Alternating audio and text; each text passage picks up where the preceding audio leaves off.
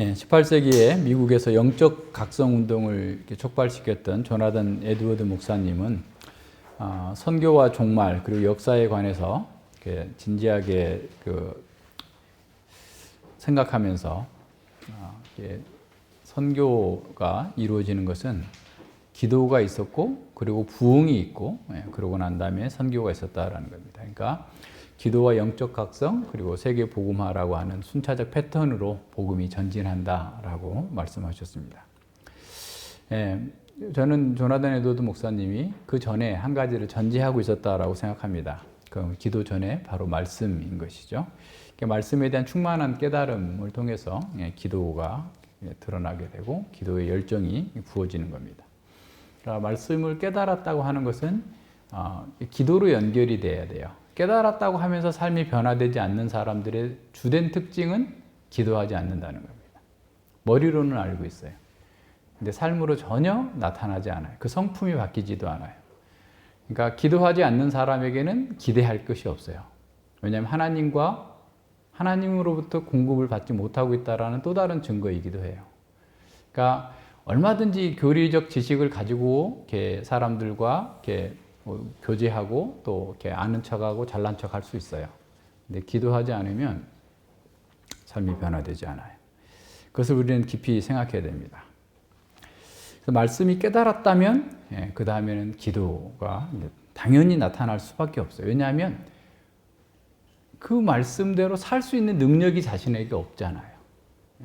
살고 싶은 열망이 있잖아요.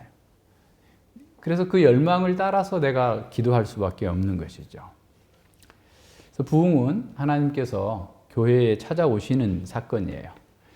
그래서 어떻게 보면 부흥이 이루어진다라는 것은 하나님에 대한 감각이 더 분명해지는 겁니다. 하나님의 거룩하심에 대한 그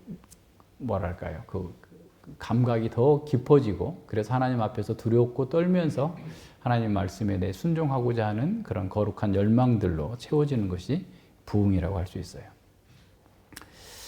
2000년 교회사 가운데에서 잠자는 교회, 잠자는 그 성도들을 깨운 것은 하나님께서 주권적으로 찾아오심입니다. 그래서 찾아오시면 그들은 말씀 안에서 영적인 감각이 예민해지고 기도하게 되고 그리고 부흥이 있고 그 부흥의 결과로 선교의 열정이 나서 온 세계로 복음이 전진하는 겁니다. 오늘날 우리 시대에 우리 교회에게 필요한 것은 이런 하나님의 찾아오시는 부흥입니다. 이런저런 아무리 많은 그 교회에 대한 해결책 또 교회에 대한 진단이 나온다 할지라도 하나님 안에서 우리의 생명이 강력하게 일어나지 못한다면 그것은 또 다른 인간적인 열정에 불과하고 말 것입니다. 사람의 힘과 사람의 열정으로 할 수 있는 일이라면 그것은 기독교적인 부흥이 아니에요. 그것은 짝퉁입니다. 그래서 이런 모든 면에서 사람들이 아무리 크고 화려하게 대단한 집회들을 열어서 무슨 어게인 1907년도 하고 굉장한 그런 집회들을 하지만 그 속에서 나타나는 것은 그들의 영적인 무감각 상태가 더 드러나는 것밖에는 없습니다. 사람들은 자기 힘으로 무엇이든지 또 모든 것을 다 하려고 합니다. 하지만 그것은 그 나쁘진 않다 할지라도 기도하지 않고 하기 때문에 문제가 됩니다. 또는 기도한다 할지라도 자기중심적인 기도를 하는 거죠. 자기를 부인하면서 하나님의 구속의 그 원리가 잘 구현되도록 하기 위해서 기도하지 않고 그냥 자기의 처한 상태에서 자기의 일을 해결해 달라라고 하는 자기중심적인 기도에 매몰되어 있는 거죠. 그래서 우리가 어떤 프로그램을 돌려서 교회가 부흥할 수 있다라고 지금도 많은 교회들이 생각하고 있고 그래서 수많은 어떤 프로그램들이 또 교회에서 잘 먹히고 있는 그런 상황입니다. 그런데 진정한 건 부흥이 아니에요. 그냥 사람들이 여기저기 좀 옮겨 다니는 것 뿐이죠. 그러니까 사람들의 어떤 그러니까 그냥 수평 이동, 그리고 이동도 그냥 어떤 지적인 만족 때문에 가는 경우도 있고 정서적인 만족 때문에 가는 것도 있고 그냥 편하니까 가는 것도 있고 그죠? 그래서 이제 되도록이면 사람 많이 오게 할 수 있는 그런 어떤 마케팅 기법을 사용해 가지고 사람들을 불러 모으는 이런 정도의 것입니다. 그것은 결코 진정한 부흥이라고 말할 수 없는 것이죠. 또한 우리 각자가 세상의 방식을 이렇게 고수하고 세상의 방식을 따라 사는 한 우리는 기도에 대해서 크게 관심을 두지 않을 겁니다. 우리 시대에는 우리 자신의 심령의 부흥을 위해서, 교회의 부흥을 위해서 기도하는 사람이 절실하게 필요합니다. 그리고 우리 모두가 다 하나님을 찾고 찾는 그런 상황 속에서만이 비로소 우리 안에 새로운 생명의 능력이 일어나게 될 것입니다. 우리는 이 느헤미야를 통해서 주님의 궁율과 자비만을 의지하는 아름다운 사람, 그 느헤미야를 봅니다. 느헤미야는 당시에 페르시아 제국에서 아주 권력의 핵심에 있었어요. 그러니까 우리나라에서 권력이 지금은 어떤지 모르겠는데 옛날에 누가 그러시던데 대통령 다음으로 넘버 3가 누구냐? 국무총리, 국정원장, 비서실장.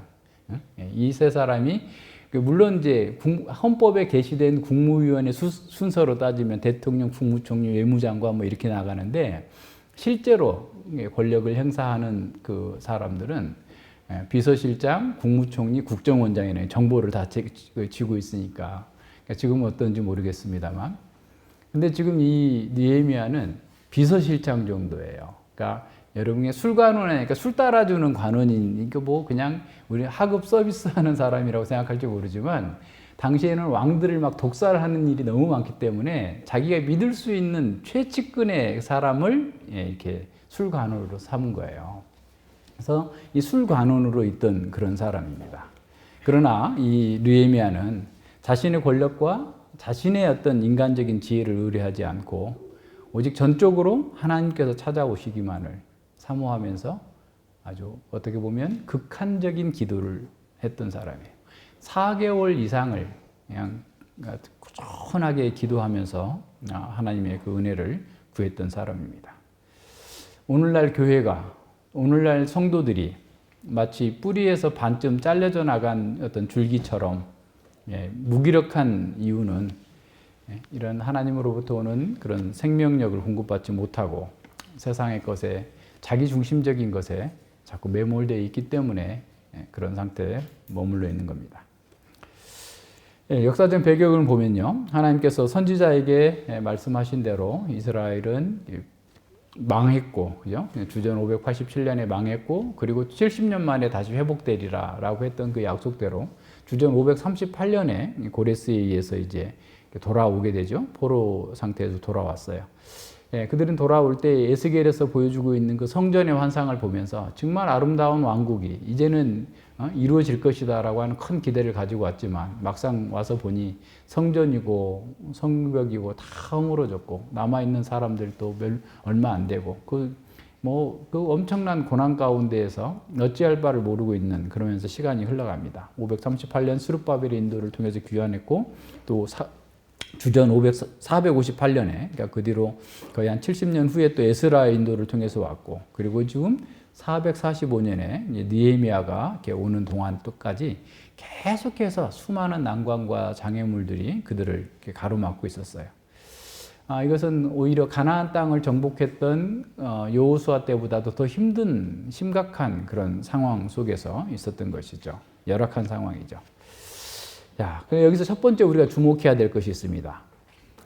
하나님께서 그 자신의 언약과 구속사역을 진행하실 때 그 기도를 들으시고 받아주신다 할지라도 하나의 그냥 완성품으로 딱 던져주는 것이 아니다라는 거예요. 오히려 그 하나님의 뜻을 이루어 가시는데 성도들의 기도와 신앙과 헌신과 적극적이고 능동적인 순종을 통해서 그것을 쟁취해 나가도록 하시는 겁니다. 그러니까 하나님께서 완전한 환경을 주시는 것이 아니라 그 백성들을 지혜롭게 하셔서 온전한 사람들로 만들어서 그 환경을 변혁시켜서 하나님 나라를 증거하도록 만드는 거예요. 두 번째로 우리가 주목해야 될 것은 뭐냐면 이런 하나님의 언약적 구속사가 어느 한 사람에 의해서 완벽하게 성취되지 않는다라는 겁니다. 그러니까 느헤미야가 개혁하고 또 개혁하고 잠깐 페르시아에 갔다가 왔는데 또 와서 보면 또 엉망이 됐어요. 그래서 또 개혁해야 돼요. 이런 상황이에요. 그러니까 어느 한 사람이 그걸 다 할 수 없다. 그래서 우리는 우리 시대에 우리에게 주어진 그 한계 안에서 해 나가야 됩니다. 부족한 거예요. 그러니까 스룹바벨이 했던 그 상황, 성전에 토대를 놓고 성전을 세우는 데까지는 스룹바벨이 했어요. 이제 에스라가 와서도 에스라가 열심히 희생하고 고생하면서 막 말씀을 전하고 이렇게 했어도 또 거기까지인 거예요. 또 다른 사람이 또 왔어요. 느헤미야가 왔어요. 느헤미야가 와서 다시 이제 성벽을 건설하면서 또 다시 지금 하나님 나라의 구속 사역을 이루어 가고 있는 이런 상황입니다. 자, 그렇다면 우리는 하나님의 구속 사역에 동참한다라고 했을 때 우리는 가만히 있으면 하나님께서 만사형통하고 완성품의 복으로 딱 던져준다라고 하는 것이 얼마나 허구인가를 생각해 봐야 돼요. 그건 속임수가 될 수 있어요. 허구입니다. 반대로 사실 우리 자신 속에서 우리가 할 수 있는 어떤 뭔가가 또 있다고 해가지고 그것 가지고 막 자기의 어떤 영웅심을 부추겨 가지고 막 으쌰으쌰 해가지고 되는 일도 아니에요.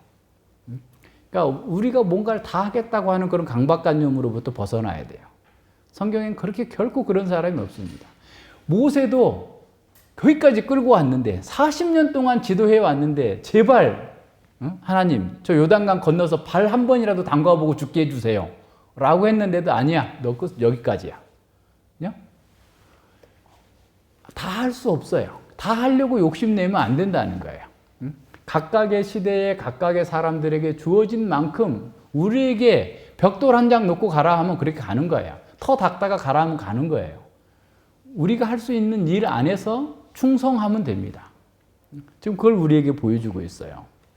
그래서 우리는 상황이나 어떤 그 환경이나 이런 모든 것들을 잘 분석하면서 하나님을 신뢰하면서 역동적으로 그 하나님의 뜻에 따라서 순종해 나가는 거예요.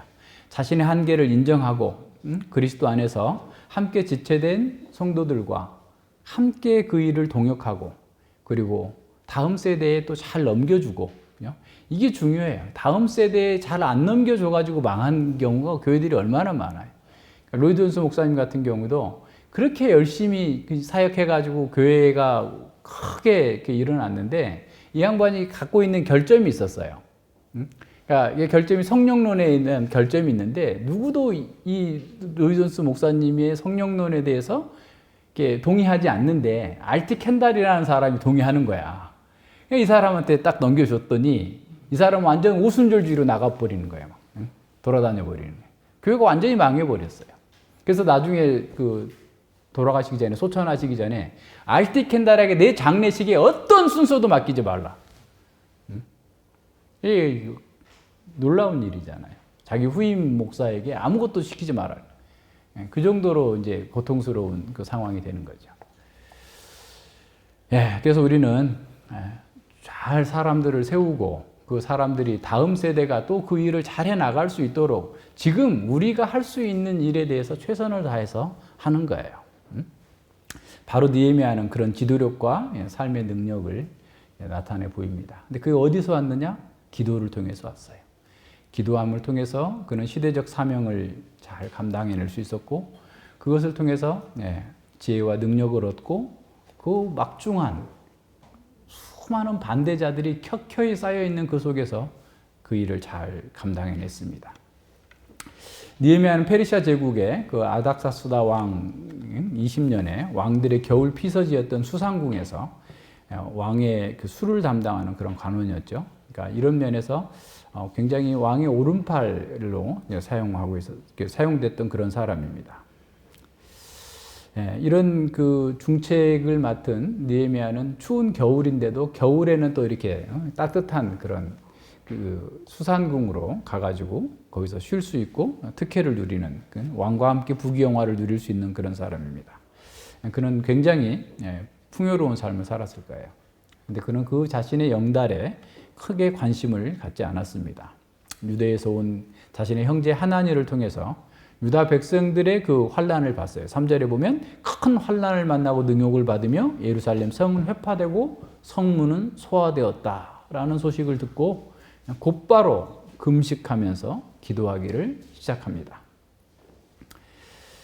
최고의 권력의 핵심에서 풍족한 생활을 누리고 있었던 그 사람이 공경에 빠져 있는 하나님의 백성, 자신의 동족들 이스라엘 사람들을 결코 잊지 않고 그들의 소식을 알고자 했고, 그 소식을 듣고 난 후에 그는 마음이 찔도 나빴고 또 하나님의 그 은혜를 구하는 기도를 시작한 겁니다. 느헤미야는 단지 자신의 육신의 민족들, 혈족들이 고난당하고 있는 것 그 자체로서의 고통뿐만이 아니라 오히려 그들을 통해서, 이스라엘 백성들을 통해서 영광을 받으셔야 될 하나님께서 영광 갖지 못하고 있는 그 상황을 보면서 더 고통스러움을 느꼈습니다. 그래서 이 문제를 가지고 느헤미야는 곧바로 하나님께 기도합니다. 기도의 전체를 살펴보면 기도의 핵심에 자신의 안녕과 자신의 복지를 구하지 않았어요. 오히려 사로잡힘을 면하고 남은 유다 사람들, 언약에 속한 하나님의 백성들이 어떠한 형편에 있는지를 알고서 그들을 위해서 기도한 겁니다.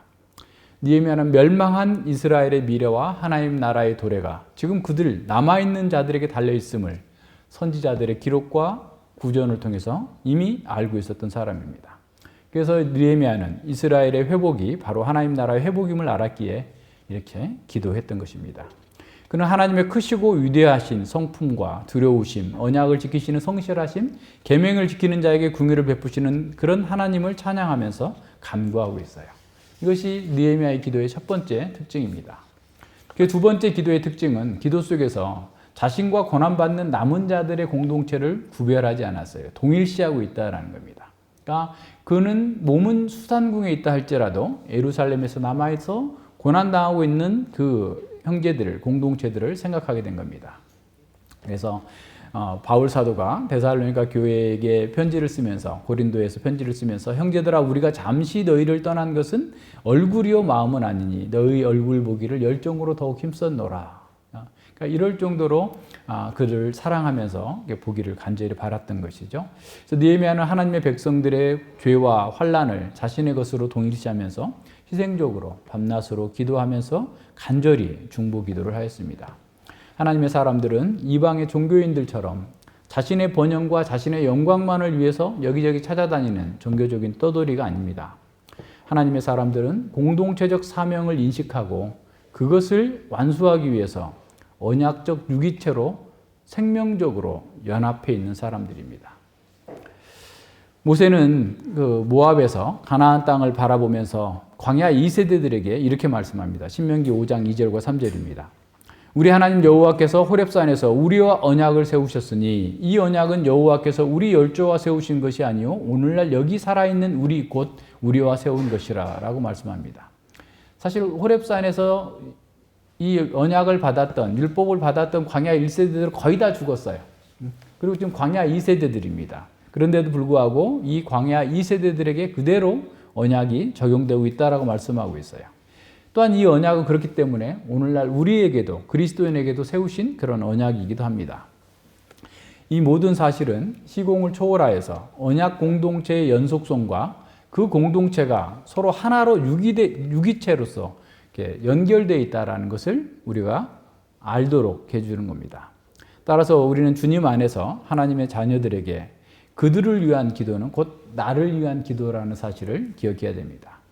중국 교회를 위한 기도는 우리를 위한 기도예요. 고난받고 있는 미얀마에 있는 교회를 위한 기도는 또한 우리를 위한 기도입니다. 이런 맥락에서 우리는 느헤미야가 자신과 이스라엘을 구분하지 않았음을 잘 살펴봐야 됩니다. 그는 남은 자들의 고통과 아픔을 자신의 그 누리고 있는 그런 화려함과 또 그 안락함을 포기하고 금식하면서 기도하도록 만든 겁니다. 느헤미야의 이런 모습에서 우리는 진정한 지도자의 모습을 보게 됩니다. 느헤미야는 오늘 우리에게 자신의 문제를 가지고 기도하는 것도 중요하지만 더 앞서서 하나님 나라와 교회를 위해서, 교회적 사명을 위해서 기도할 것을 우리에게 가르치고 있습니다. 자, 우리 또한 삶의 문제를 만났을 때 가장 먼저 해야 될 것이 무엇인지를 여기서 배울 수 있어요. 우리는 느헤미야가 어떤 일을 하기 전에 모든 일을 앞서서 기도했다라는 사실을 기억해야 됩니다. 느헤미야는 자신의 경험과 페르시아 제국에서의 어떤 권력을 의지하지 않았습니다. 예루살렘의 문제를 접한 직후에 가장 먼저 한 일은 언약 백성의 죄를 회개하고 금식하면서 기도한 것입니다. 그는 하나님의 언약을 기억하면서 크고 두려우신 하나님 앞에서 무릎을 꿇고 하나님께 회개하며 기도했습니다. 그러니까 그는 지금 이런 상황에서 무엇을 해야 될지, 무엇이 먼저인지를 알고 그렇게 한 겁니다. 예루살렘의 비보를 듣고 가장 먼저 한 일은 누구를 찾아가거나 머리를 싸매고 나름의 계획을 짜고 어떻게 그들을 도울까 이렇게 생각한 것이 아니라 가장 먼저 한 일은 하나님의 언약을 붙들고 하나님께 나아가서 무릎을 꿇었습니다.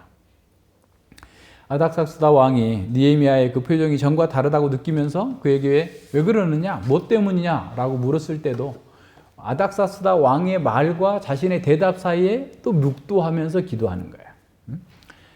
왕이 내게 이르시되 그러면 내가 무엇을 원하는 하시기로 내가 곧 하늘의 하나님께 묵도하고 무시로 기도하는 사람입니다. 자, 그렇다면 우리는 어떻습니까? 우리에게 어떤 문제가 발생했을 때 그 문제를 자신의 방식으로 해결하겠다고 뛰어다니고 있습니까? 사람을 찾아다니고 있습니까? 아니면 그 문제가 어디서부터 온 것이고 그 문제를 해결하기 위해서 가장 필요한 것이 무엇인지를 말씀에 비추어서 먼저 살펴보고 있습니까? 후자가 돼야 되겠죠? 우리가 무엇인가를 하기 전에 먼저 자신의 상황을 말씀에 비추어서 바라보고 그리고 하나님 앞에 무릎을 꿇고 기도해야 돼요. 느헤미야의 기도는 단 한 번만 하고 만 게 아닙니다. 적어도 넉 달 이상 계속해서 기도했어요. 그러니까 여기 보면 이 기스루월이라고 그랬는데 이 겨울이거든요. 그러니까 그 11월부터 12월까지 정도예요. 그러니까 그때 이제 그 있었고 그 다음에 2장 1절에 보면 니산월이에요. 니산월은 3월이나 4월 정도입니다. 적어도 4개월 이상을 지속적으로 하나님 앞에서 간절하게 기도했어요. 그러니까 뭐 4개월 동안 금식하지는 않았겠지만 계속해서 간절하게 금식하면서 기도했다라고 우리는 봐야만 맞습니다. 자, 왜 그랬을까요? 자기의 생각보다 하나님의 뜻과 하나님의 도우심을 간절히 구하고 있음을 봐야 됩니다. 예. 또 하나 우리가 주목해야 될 것은 느헤미야는 하나님께로부터 또 오는 어떤 분명한 메시지가 있기까지, 다시 말해서 하나님의 섭리로 말미암아서 어떤 그 표시가 나타날 때까지 섣불리 어떤 행동도 하지 않았다라는 거예요. 마치 광야의 이스라엘 백성들이 구름 기둥과 불 기둥이 움직일 때 이동한 것처럼 이러한 왕에게서 어떤 표식이 나타날 때까지 자기가 왕을 찾아가서 이러이러합니다. 내일 가야 되겠습니다. 이렇게 하기를 원하는데 당신이 좀 도와주셔야 되겠습니다. 뭐 등등의 이런 말을 일절하지 않고 하나님께서 그의 왕의 마음과 생각을 주장하셔서 섭리하실 때까지 기도하면서 기다렸던 거예요. 여러분, 이게 쉽지 않습니다. 누군가에게 어떤 말을 해야 될까 말까를 여러분 고민해 본 적 있어요? 예. 고민해 본 적이 있는 사람이 이 마음을 알 거예요.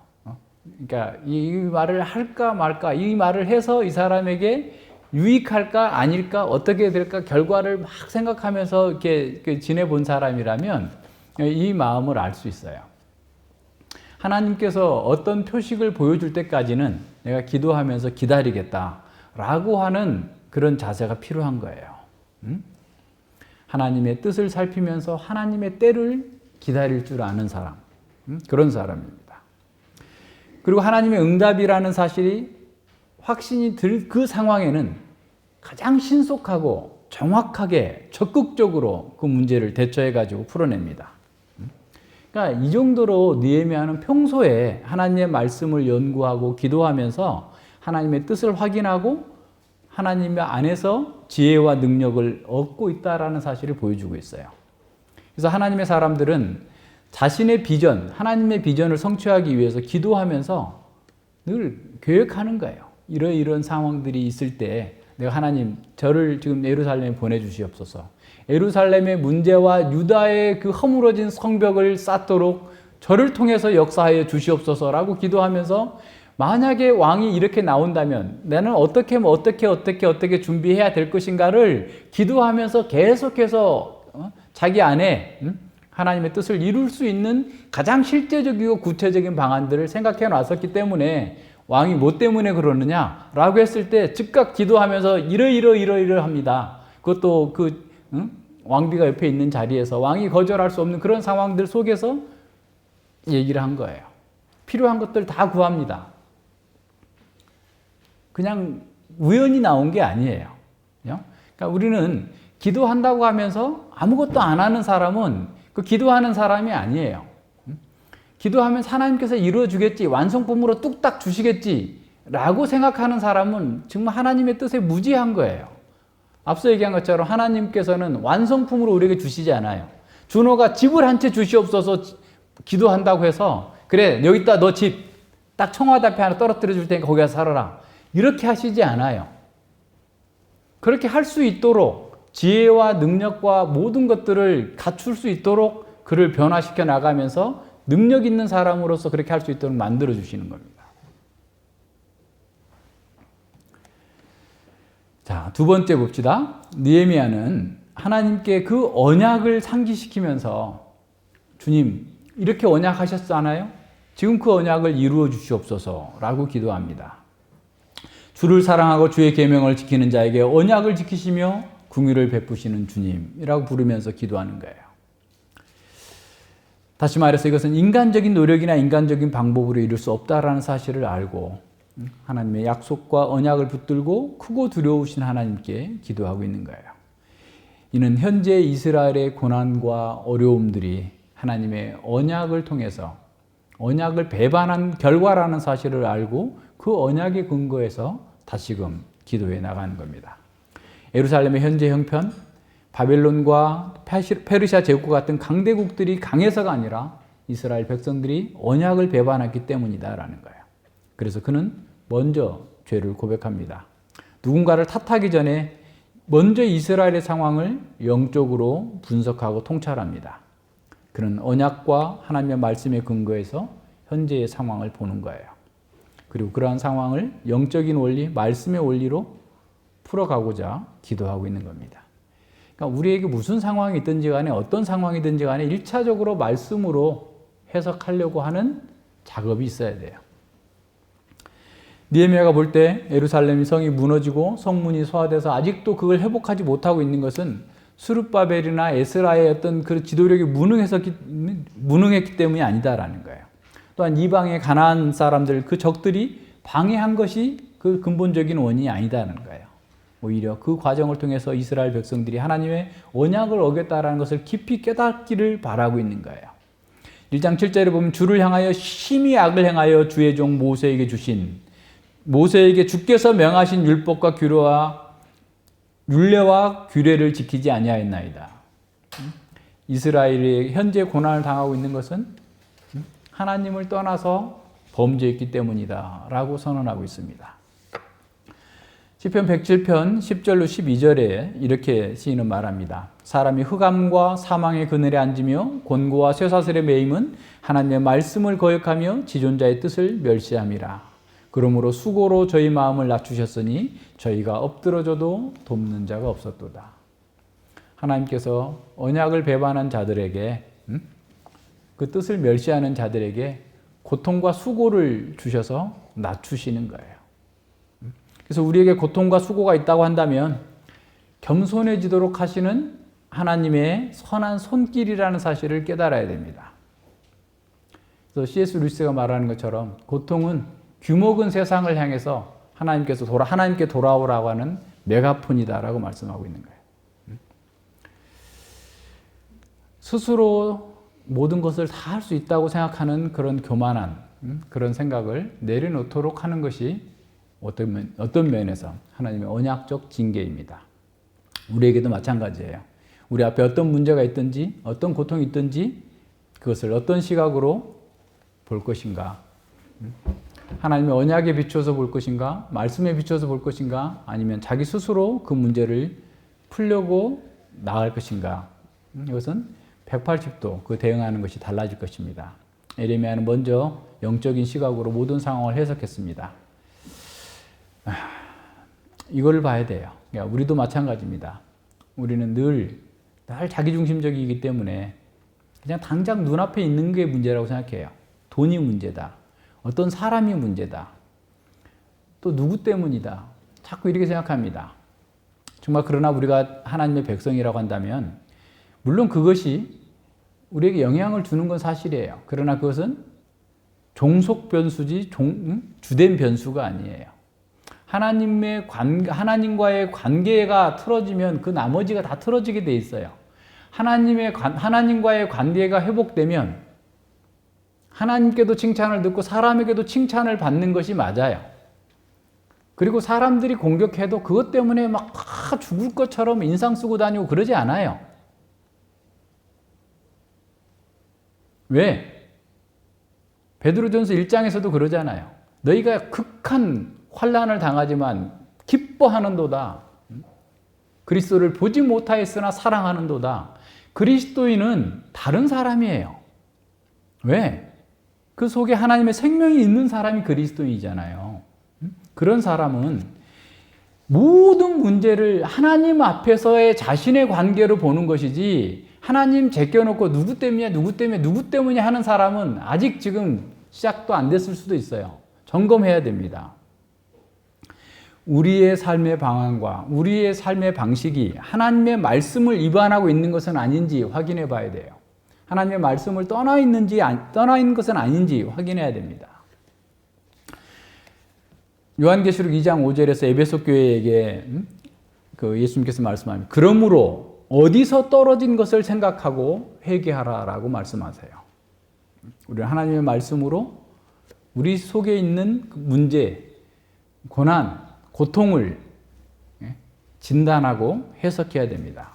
그래야만 복음이 제시하는, 하나님의 말씀이 제시하는 그 해결책을 받아들일 수 있어요.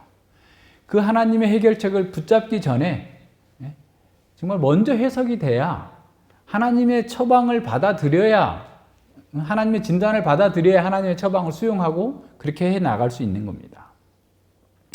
느헤미야는 예루살렘의 상황을 하나님의 말씀으로 세밀하게 분석한 후에 그들의 죄를 고백할 뿐만 아니라 다시 하나님의 언약을 붙들고 기도합니다. 1장 9절입니다. 만일 내게로 돌아와서 내 계명을 지켜 행하면 너희 쫓긴 자가 하늘 끝에 있을지라도 내가 거기서부터 모아 내 이름을 두려고 택한 곳에 돌아오게 하리라 하신 말씀을 이제 청컨대 기억하옵소서. 주님께서 이렇게 죄를 짓고 잘못돼서 쫓겨났다 할지라도 그들이 회개하고 돌이키면 다시 받아주시겠다고 약속하신 그 말씀을 이루어 주시옵소서. 우리가 회개하나이다 라고 기도하고 있는 겁니다. 하나님의 말씀은 우리의 문제와 고통을 진단할 뿐만 아니라 궁극적으로 그 해결책을 주고 있어요. 그래서 아까 117편 20절에서 보면 저가 말씀을 보내사, 하나님께서 그 말씀을 보내사 그들을 고치사 유경에서 건져내셨도다. 하나님께서 그들을 구원해 내시는데 돈을 보내셨다, 뭘 보내셨다가 아니라 말씀을 보내셨어요. 그 말씀을 보내시면 그 말씀에 순종하면 사는 거고, 치료약을 먹으면 사는 거고, 그 말씀을 거부하면 죽는 거예요. 오늘 우리에게도 마찬가지예요. 하나님께서 우리의 기도에 응답하실 때 말씀을 주세요. 그 말씀을 받아들여서 이 말씀을 먹어야 내가 산다라고 하고 그 말씀을 따라 순종하면 우리가 살게 되겠지만, 하나님, 왜 이걸 주세요? 난 다른 거, 당장 돈이 필요해요. 내 자식이 변화되기를 원해요. 내 남편이 변화되기를 원해요. 누가 이런 걸 좀 주세요 라고 거부한다면 우리는 하나님 처방을 받아들이지 않는 거예요.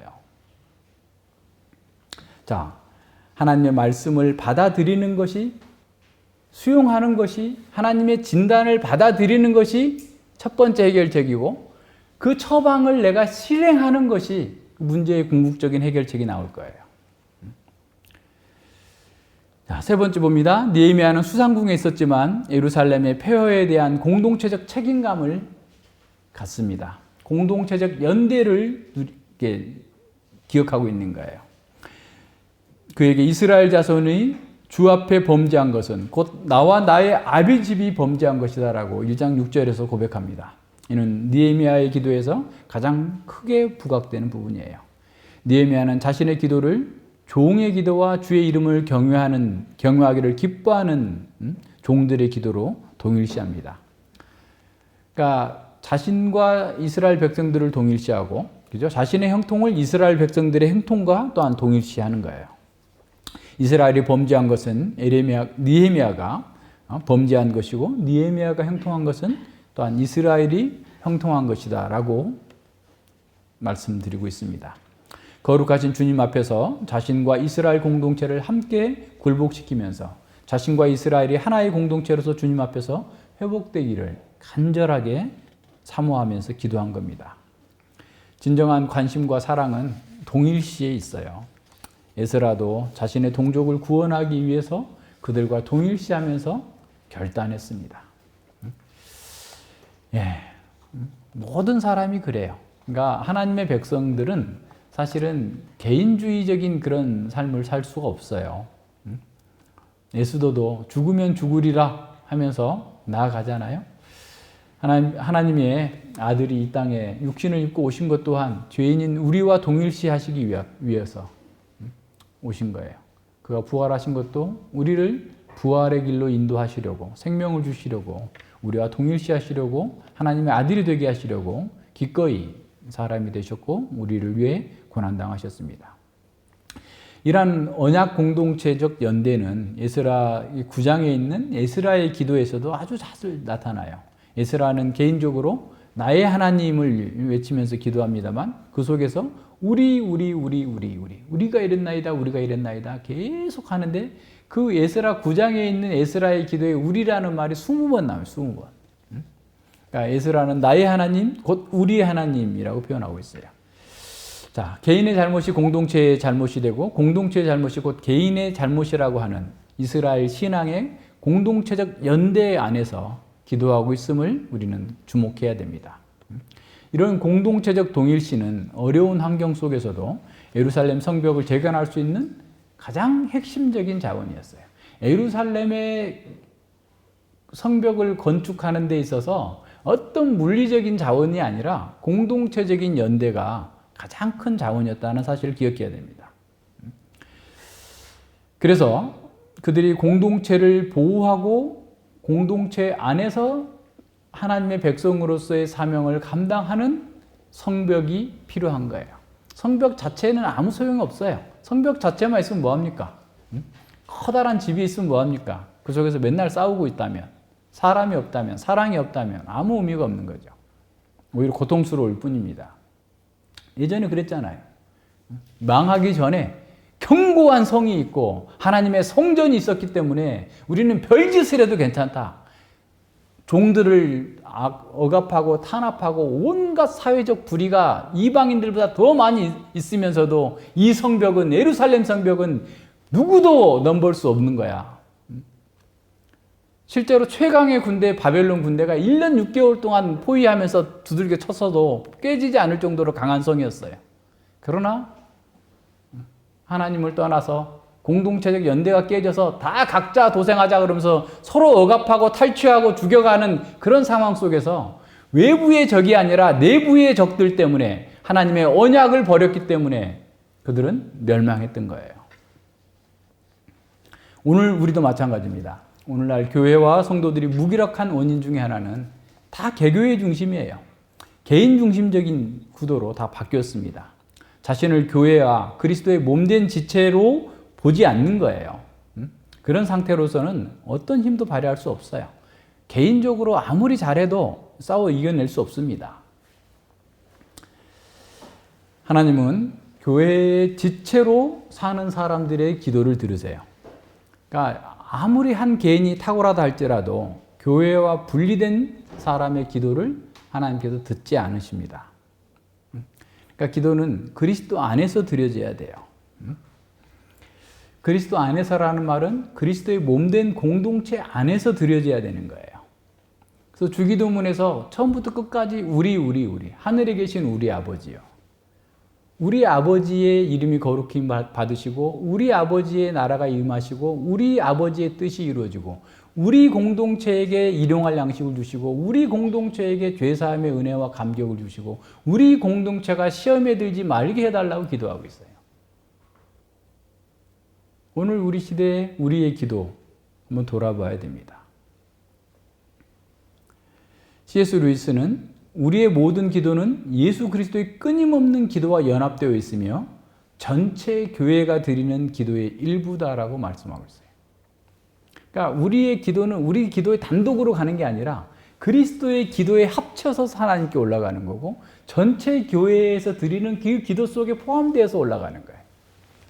그러니까 이런 부분들이 제대로 인식하지 못하게 되면 그냥 나 혼자 구원받으면 됐지. 저 사람들은 썩든지 말든지 우리끼리만 잘 살고 나만 구원받으면 되지. 라는 식의 형태를 가다 보니까 교회가 아무런 능력이 없어요. 성도들이 아무런 능력이 없습니다. 누가 어쩌든 저쩌든 그냥 나만 잘하면 되지.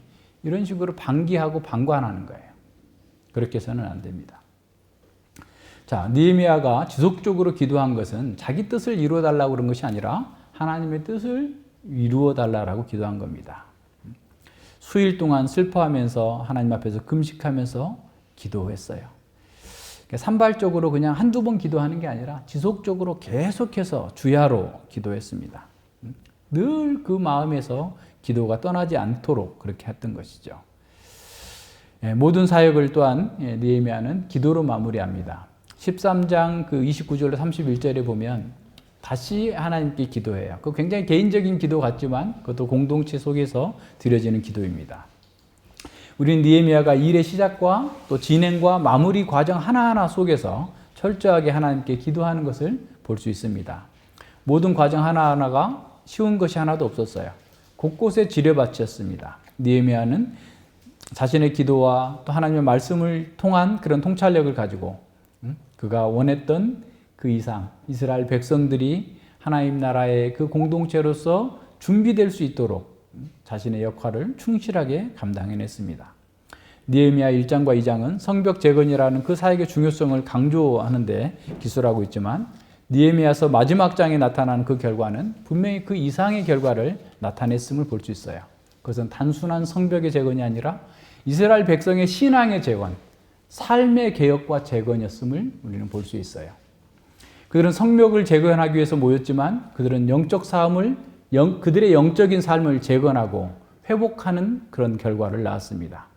느헤미야가 처음 생각했던 그 지평을 훨씬 뛰어넘는 하나님의 구속의 경륜을 이루는 대역사가 이루어졌던 것입니다. 여기서 우리는 기도로 시작해서 기도로 완성되는 하나님 나라의 일들이 어떤 성격인지를 배우게 됩니다. 에스라와 느헤미야는 공의, 제사장직과 선별된 계보, 레위 지파의 사역들을 여러 면에서 부각시키고 있습니다. 이는 물리적인 성전이나 성벽의 재건보다 하나님께서 거룩한 백성들의 회복과 재건을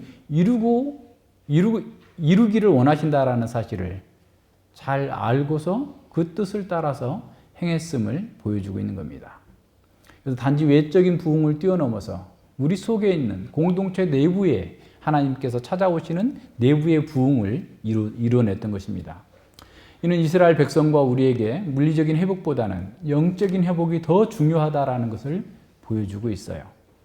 그래서 진정으로 우리에게 하나님의 생명력으로서의 부흥이 우리 가운데 임하는 것이 더 중요하지. 건물만 커지고 우리가 사는 집이 커지고 이게 아무런 문제가 아니라는 사실을 기억해야 됩니다. 오늘날 우리 시대는 외적인 화려함과 성장에만 집착하는 경향이 있습니다. 물론 그것이 중요하지 않다는 말이 아니에요. 그러나 그런 화려함과 번영에 매몰된 채 진정한 문제의 근원을 보지 못하고 있다면 우리는 공허한 가상현실 속에서 살고 있는 것과 다름없습니다. 우리는 어떤 일을 시작하기 전에 먼저 하나님 앞에서 무릎 꿇고 하나님의 뜻을 확인할 때까지 지속적으로 기도해야 됩니다. 우리가 어떤 문제를 겪고 있다고 한다면 하나님께서 이 상황을 통해서 우리에게 원하시는 것이 무엇인지를 먼저 살피고 그리고 하나님의 뜻을 이룰 수 있도록 우리의 삶의 방향과 삶을 개혁해 나가기 위해서 기도해야 됩니다. 이 장에 보면 느헤미야의 기도를 통해서 이루어지고 있는 그 하나님의 지혜와 능력을 잠깐 볼 수 있습니다. 예루살렘 성벽을 재건하기 위해서 기도했던 그 에레미야 매일 자신에게 주어진 그 모든 일들을 수행하면서 바쁘게 움직였겠죠. 그럼에도 불구하고 그는 늘 그 마음의 중심에 예루살렘에 남아있는 자들의 고난과 그 아픔과 또 하나님 나라의 그 사명을 이루어야 된다고 하는 그 사명감으로 그 마음을 가득 채우면서 기도했을 것이 분명합니다. 그래서 2장 2절에 보면 왕이 너 병이 없는데 어찌해서 얼굴이 수색이 있느냐? 내 마음에 근심이 있는 것이 분명하구나. 도대체 뭐냐? 라고 물을 때 느헤미야는 그 기회를 잘 사용해서 자신의 그 의도를 잘 말합니다. 느헤미야는 지혜롭게 그 기회를 선용해서 왕에게 세밀한 조서까지 요청하는 거예요. 저 누구에게는 뭘 하게 해달라, 뭘 하게 해달라고 다 해가지고 필요한 자원들을 이렇게 챙길 수 있도록 기도한 거죠. 그런 그에게 하나님께서는 그런 지혜를 주셔서 그 일들을 이루어 가도록 하시는 거예요. 또다시 생각합니다. 하나님께서는 다양한 방법으로 응답해 주실 수 있어요. 하나님은 초자연적인 방법으로 어떤 일도 다 이루실 수 있는 분입니다. 우리의 기도에 어떤 식으로든 응답하실 수 있어요. 그러나 여기서 우리가 느헤미야에서 봐야 될 것은 하나님께서 우리에게 완성품으로 뚝딱 예루살렘 성전 다 재건해 놨으니까 너 걱정하지 말고 마음 편히 쉬어라. 이렇게 하시지 않고 아무 손댈 것이 없이 그냥 딱 준 게 아니라 그들에게 지혜를 주시고 능력을 주셔서 그 문제를 스스로 헤쳐나가면서 풀어내면서 그 문제를 풀어나가도록 한 거예요. 느헤미야는 그 기도를 통해서 사람을 의지하지 않고 하나님을 통해서 하나님만을 의지하고 공동체 전체가 함께 그 일을 참여할 수 있도록 그들을 격려하고 자극하고 함께 하나님의 백성으로 그 일을 감당하도록 잘 인도했던 것입니다. 느헤미야가 예루살렘에 도착한 이후에도 곧장 사람들에게 말하지 않아요. 3일 동안 아무 얘기하지 않습니다. 그러면서 밤에 하나님께서 너 한번 돌아가 봐라 해서 나귀를 타고 한 바퀴 쭉 돌아보죠. 지나다닐 수 없는 그런 상태까지 나온 거예요. 이런 상황 속에서 느헤미야는 여러 생각을 하면서 또한 기도했을 겁니다. 4장 그 14절도 보세요. 4장 14절에 보면 엄청난 열정을 가지고 그런 일을 하려고 하지만 그 어려운 일이 있어요. 내가 돌아본 후에 일어나서 귀인들과 민장과 나온 백성들에게 고하기를 너희는 두려워 말고 지극히 크시고 두려우신 주를 기억하고 너희 형제와 자녀와 아내와 집을 위하여 싸우라. 모든 조건은 악조건이에요. 불가능할 것 같은 거예요. 그러나 하나님을 기억하자. 하나님께서 우리를 위하시고 하나님께서 그 영광을 위하여서 우리에게 이 일을 맡기셨고 그리고 그 하나님의 영광을 위한 그 일이 너의 자녀와 너의 아내와 너의 가족을 위한 거다 라고 말씀하시는 거예요.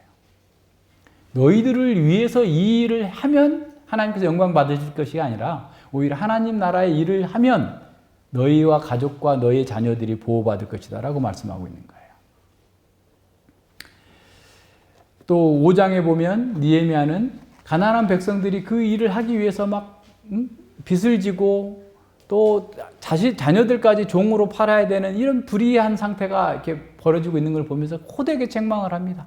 내가 너희들에게 받아야 될 총독의 녹을 받지도 않고 내가 다 헌신했던 거 너희 보지 않았느냐? 다시 다 돌이켜라 해가지고 다 돌이켜서 공동체가 단지 어떤 일 중심이 아니라 상대를 사랑하고 격려하고 함께 그 일을 위해서 헌신해 나갈 수 있도록 만든 거예요. 교회도 마찬가지입니다. 어떤 일 못하면 어떻습니까? 그런데 일 때문에 서로 상처를 받아. 일 때문에 서로 말을 세게 해.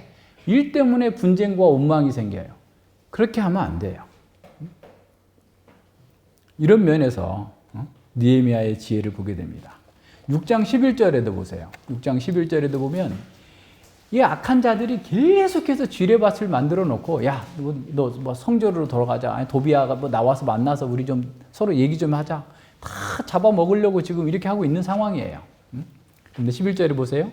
느헤미야가 내가 이르기를 나 같은 자가 어찌 도망하며 나 같은 몸이면 누가 외소에 성소에 들어가서 생명을 보존하겠느냐. 나는 들어가지 않겠노라 하고 깨달은즉 저는 하나님의 보내신 바가 아니라 도비아와 산발렛에게 뇌물을 받고 내게 이런 예언을 함이라. 공동체 안에도 적과 내통해가지고 지도자를 없애려고 하는 이런 자들도 있었음을 다 알고서 지혜롭게 해결해 나가는 거예요. 범사에 하나님의 영광을 위해서 보면서 그런 것들을 이겨낸 겁니다. 8장 10절에도 보세요.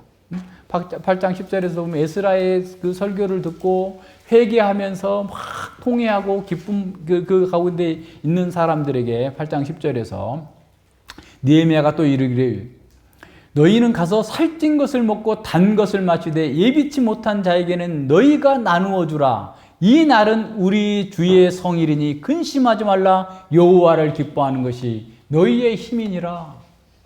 여호와를 기뻐하는 것이 너희의 힘이다. 다른 데서 힘이 오는 것이 아니라, 돈에서 힘이 오는 게 아니라, 권력에서 힘이 오는 게 아니라 여호와를 기뻐하는 것이다. 여호와를 경외하는 것이 너희가 지금 현재의 모든 문제를 풀어낼 수 있는 핵심이다 라고 선언하고 있어요. 느헤미야는 어떻게 이렇게 할 수 있었을까요? 어떻게 이렇게 지혜와 능력을 가지고서 그 수많은 어려움들을 돌파해내면서 그 사명을 감당해낼 수 있었을까요? 예, 여호와를 경외하고 여호와를 기뻐했기 때문에 그런 거예요. 과거의 교훈을 삼는 거예요. 저들이, 이스라엘이 우리가 하나님의 언약을 배반함으로써 이런 고난을 겪고 있다. 그러나 하나님께서 회개하면 다시 돌아와 주시고 다시 우리를 회복하실 것이라고 약속하셨으니 그 약속을 붙들고 나아가면서 미래의 비전을 바라보면서 일관된 태도로 끝까지 좌절하지 않고 그 일을 행해 나간 겁니다. 느헤미야는 세상의 제국의 술관원에서 3인자에서 하나님 나라의 백성들을 개혁하고 재건하는 위대한 공동체, 하나님 나라의 공동체를 세워나가는 건실한 지도자로 다시 서고 있음을 보게 됩니다. 하나님께서는 오늘 우리의 기도를 들으시고 또한 우리에게도 응답해 주십니다. 하나님은 친히 홍해를 가르지 않으시고 모세를 통해 가르셨어요. 가나안 땅은 아무것도 하지 않아도 되는 그런 휴양지가 아니었어요. 오히려 가나안 땅은 이스라엘 백성들이 힘써서 정복해야 할 땅이었고 수고함으로써 하나님 말씀대로 살아야 되는 땅이었어요. 예루살렘 성벽을 재건하는데도 감당하기 힘든 방해와 어려움들이 계속해 있었어요. 산발락과 도비아와 같은 수많은 대적들이 온갖 교묘한 수단을 사용해가지고 느헤미야를 무너뜨리려고 했습니다. 그러나 느헤미야가 이들과 싸우는 것은 그 힘으로는 도저히 역부족이었어요. 그러나 느헤미야는 자신의 힘과 자신의 능력이 아니라 하나님께 기도하면서 하나님의 지혜와 하나님의 능력을 구했어요. 그때 하나님께서는 그 반대자들을 싹 제거해버린 게 아니에요. 오히려 느헤미야에게 기도하게 하셨고 그 기도의 응답으로 느헤미야에게 힘과 군사력을 주신 것이 아니라 지혜와 용기와 신실함을 주셔서 그 일들을 그때그때 헤쳐나가면서 승리하게 하신 거예요. 자, 오늘 우리에게도 마찬가지입니다. 우리가 주님 앞에 가는 날까지 우리 공동체가 계속해서 이 사명을 이루어내는 그 날까지 순탄할 거라고 기대하면 안 됩니다. 수많은 도전이 있을 거예요. 수많은 어려움들이 있을 거예요. 그래서 너무 힘들어서 아이고 다시 돌아가자. 애굽으로 돌아가자 라고 하는 것처럼 다시 세상의 방식으로 사람의 힘으로 사람의 지혜로 사람의 능력으로 해보자 하다가 탈진해서 포기하려고 할 수도 있을 거예요. 수많은 문제와 어려움들은 적당히 타협하면서 되지 왜 꼬장꼬장 그렇게만 해야 돼? 라고 우리를 압박하면서 하나님의 길에서 타협하도록 우리를 이끌 수도 있어요. 그럴 때 우리는 그러기 전에도 기도해야 됩니다. 하나님의 말씀을 붙들고 기도해야 돼요.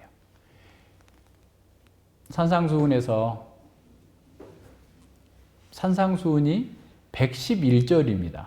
근데 거기에 기도에 관한 직접적인 교훈이 18절이에요. 근데 간접적으로 나온 것까지 포함하면 거의 30%는 기도에 관한 거예요. 왜 그럴까요? 기도하지 않으면 하나님 나라의 법칙에 따라 살 수 없어요. 우리가 기도하지 않으면 하나님의 능력과 하나님의 지혜로 바뀔 수 없어요. 앞서 말씀드린 것처럼 아무리 교리는 다 달달달 외워도 마음이 바뀌지 않아요. 삶의 능력이 없어요. 저는 다리가 아무 힘이 없이 있는 것처럼 능력이 없는 거예요. 그런 교리를 가지고서는 어느 누구도 자기의 마음 하나도 조절하지 못해요. 자기가 절제하지 못하는 사람이 누구를 위해서, 복음을 위해서, 하나님 나라를 위해서 일할 수 있겠어요? 자기의 게으름을 이기지 못하는 사람이 세상에 어떻게 복음을 전할 수 있겠어요? 자기의 가족들 안에서 자신의 삶을 통해서 하나님의 선하심과 온유하심과 아름다우심을 드러내지 못하는 사람이 어떻게 세상에서 하나님은 이런 분이야 라고 얘기할 수 있겠어요? 많이 안 것이 중요한 게 아니라 그 안 것에 자기를 굴복시키기 위해서 기도하셔야 돼요. 기도하셔야 돼요.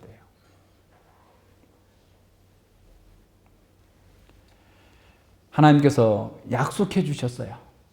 너희가 기도하면 내가 주리라 약속하셨어요. 아까 시편 91편 15절에 저가 내게 간구하리니 내가 응답하리라.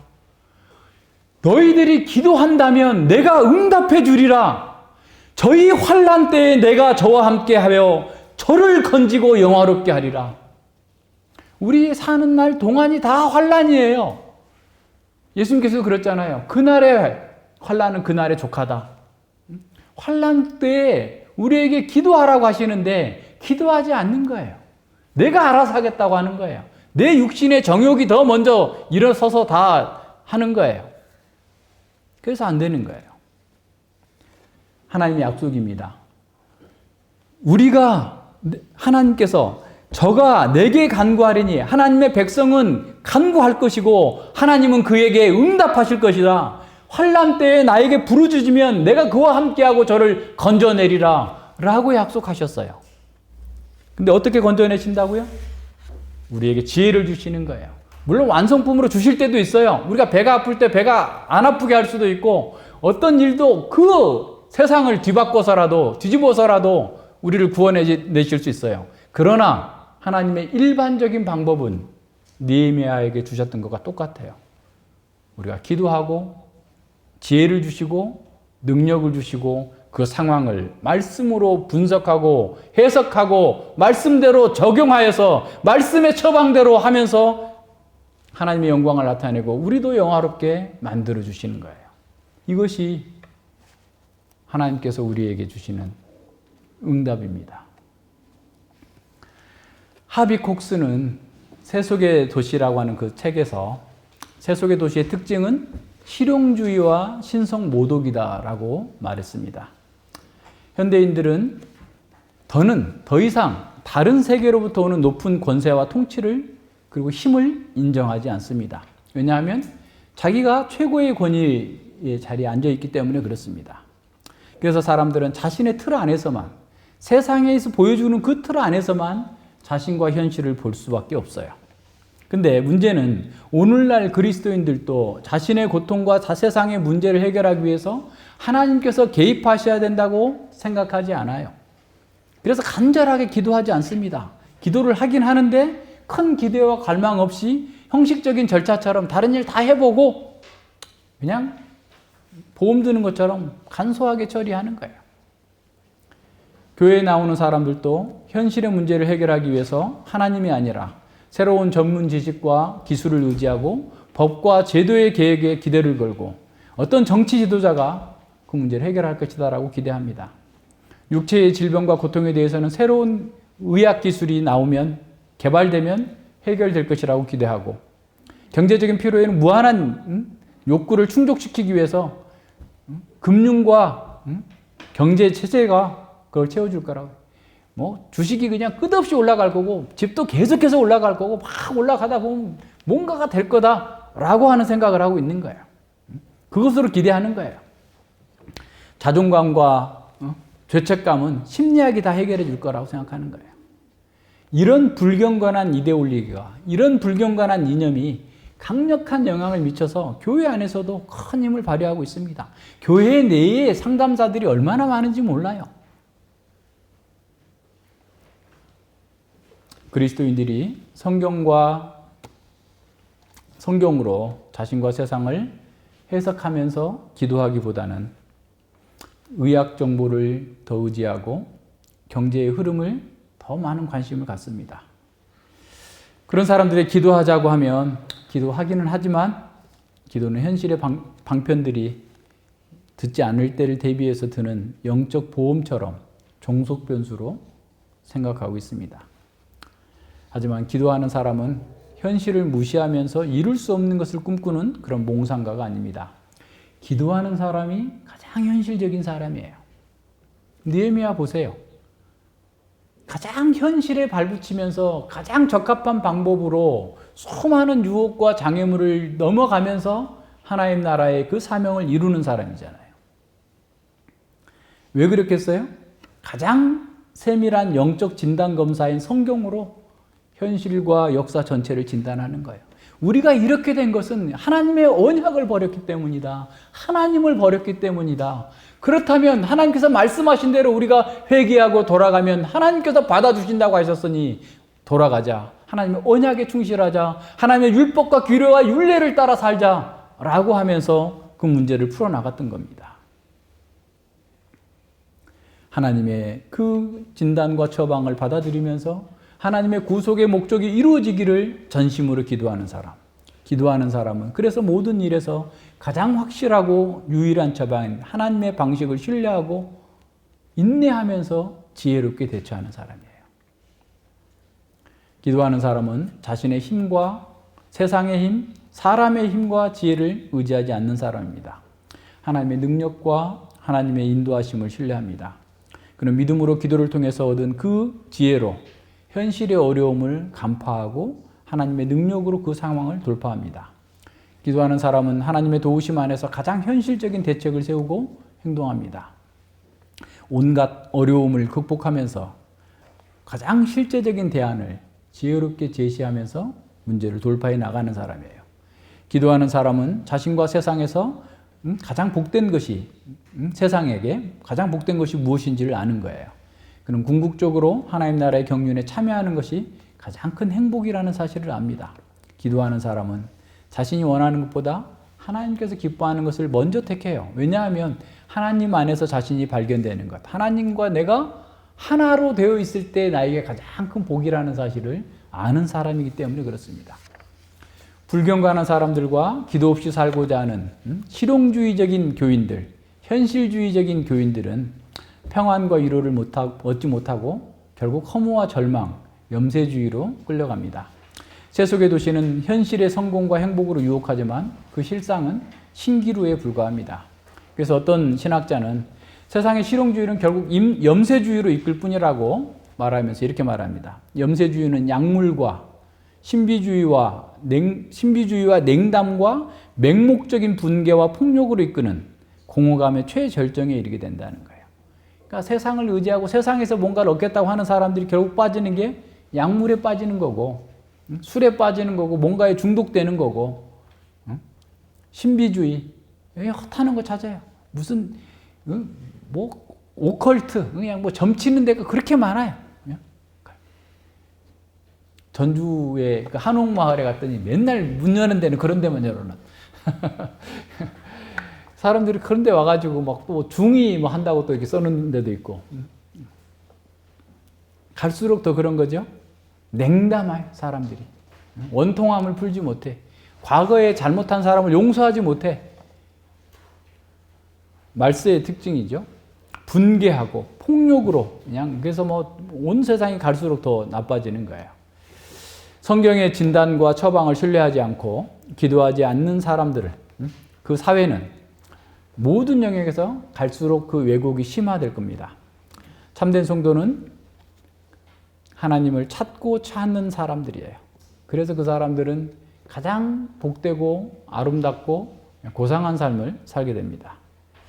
시편에 주를 향하여 손을 펴고 내 영혼이 마른 땅같이 주를 사모하나이다.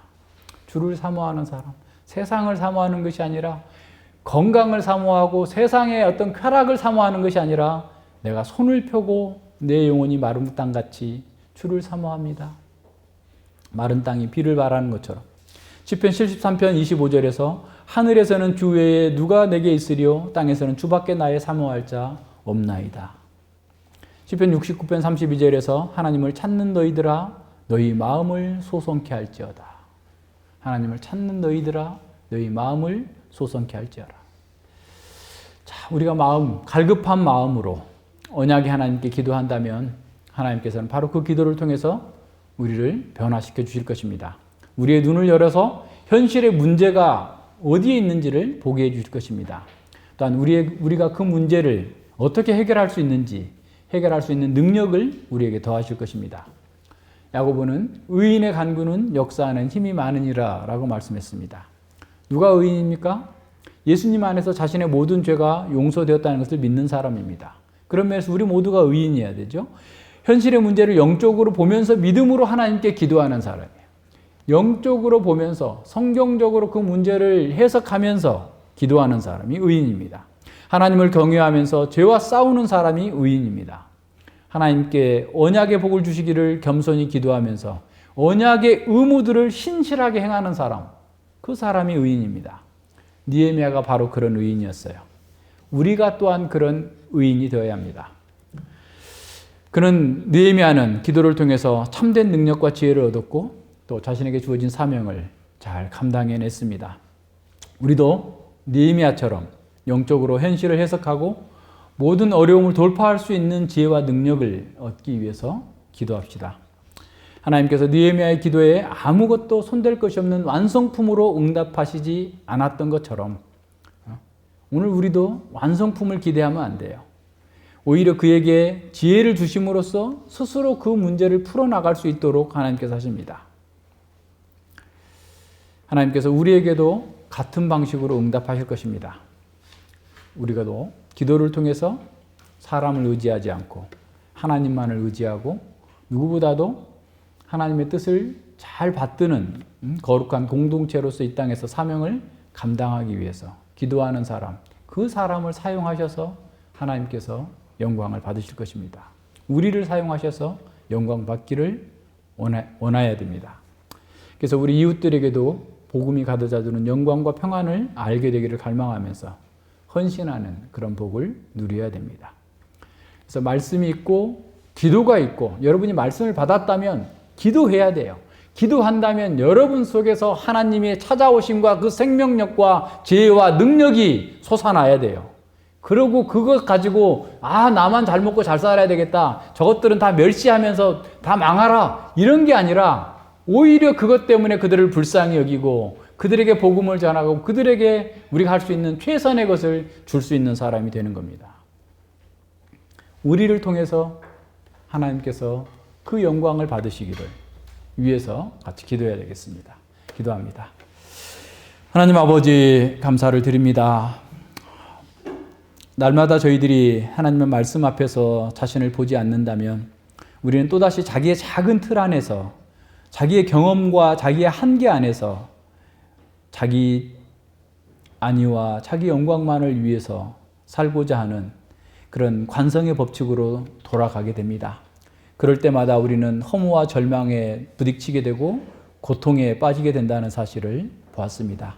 우리가 새 언약으로 그리스도의 보혈로서 하나님과 언약을 맺은 언약 백성이 되었음에도 불구하고 언약 백성으로서의 삶과 사명과 하나님 나라의 극치를 소망하기보다 이 땅에서 조금 더 갖고 조금 더 뭔가를 누리기 위해서 이 땅의 것에 눈이 박혀 있다면 우리는 여전히 영적인 소경으로 살고 있음을 드러내는 바임을 깨닫습니다. 아버지 하나님, 저희들을 긍휼히 여겨 주셔서 참으로 느헤미야와 같이 하나님의 말씀을 붙들고 하나님 나라와 하나님의 영광이 우리 가운데 더욱더 임하기를 간절히 사모하면서 기도하게 하여 주시옵소서.